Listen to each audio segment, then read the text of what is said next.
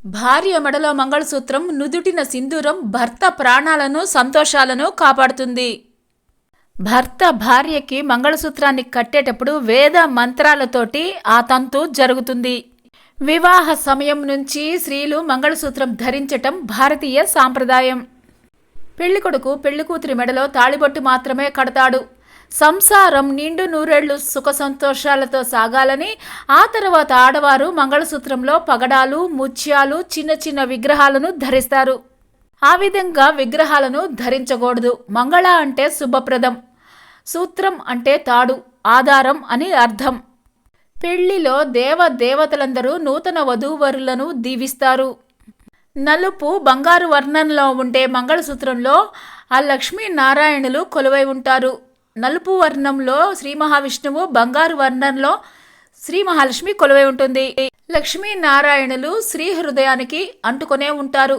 అందుకే మంగళసూత్రాన్ని శ్రీ హృదయం వరకు ఉండేలాగా చేస్తారు. మంగళసూత్రాలలో పసుపు తాడును వాడుతారు. వరుడు 3 ముళ్ళు వేసిన తర్వాత ఒక్కొక్క ముడికి కుంకుమను అద్దుతారు. మంగళసూత్రాలను బంగారువి చేయించుకున్న మధ్యలో తాడు మాత్రం పసుపు తాడునే వాడాలి. ఇతర ఏ లోహాలతో తయారు చేసినవి వాడకూడదు. పసుపు కుంకుమలలో సర్వమంగళాదేవి కొలువై ఉంటుంది. కొంతమంది ఎవరికి ఇష్టం వచ్చిన దేవుడిని మంగళసూత్రంపై తయారు చేసి వేయించుకుంటున్నారు. అలా దేవుడి ప్రతిమలను అస్సలు మంగళసూత్రాలపై వేసుకోకూడదు. ముఖ్యంగా లక్ష్మీదేవి ప్రతిమ ఉన్న మంగళసూత్రాన్ని అస్సలు వేసుకోకూడదు. ఆ విధంగా వేసుకుంటే సిరి సంపదలు పోయి కష్టాలు ప్రారంభం అవుతాయి. మంగళసూత్రాన్ని పత్తి నుంచి తీసిన దారంతో కానీ, పట్టు నుంచి వచ్చిన దారంతో కానీ చేయాలి. ఒక నాడిని మీ వ్యవస్థలో నుంచి, మరొకటి మీకు నిశ్చితార్థం అయిన వారి దగ్గర నుంచి తీసి ఈ సూత్రాన్ని తయారు చేస్తారు.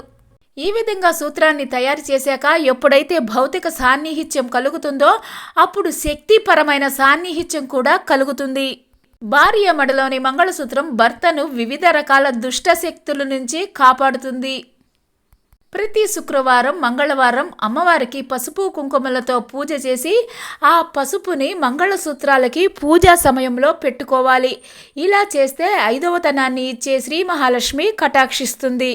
మంగళసూత్రాలకు పిన్నీసులు, ఇతర ఇనుముకి సంబంధించిన వస్తువులు పెట్టుకోకూడదు. మంగళసూత్రాలకి ఎప్పుడు ఎరుపు అంటే పగడం, నలుపు అంటే పూసలు ఉండాలి. మంగళసూత్రం తెగిపోతే వెంటనే 5 వరుసల దారం తీసుకొని దానికి ఒత్తుగా పసుపు పూయాలి. పసుపు కొమ్ము తీసుకొని దానిని ఆడపడుచు చేత కానీ, భర్త చేత కానీ వేయించుకోవాలి.